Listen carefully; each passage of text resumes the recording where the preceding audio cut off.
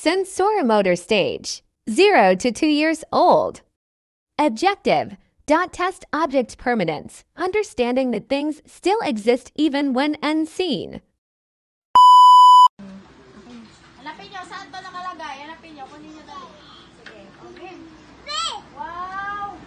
Wow! Laglag ka. Wow! Kunin mo dali, kunin mo.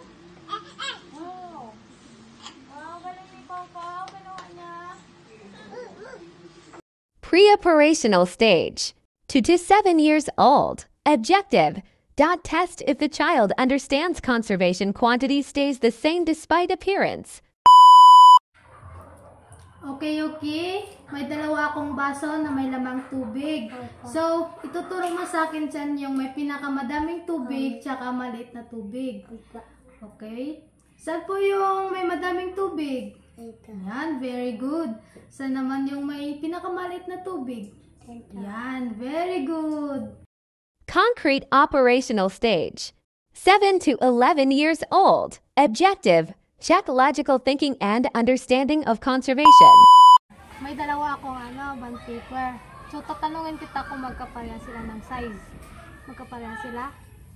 Okay. So, kapag kinusot ko yung isa, magkaparehas pa rin ba sila ng size? Hindi na. So, kapag yung isa kinusot ko ulit, magkaparehas na sila. Formal operational stage, 12 years old. Objective, dot test ability to use abstract and systematic reasoning. Hello, Be. Yes po.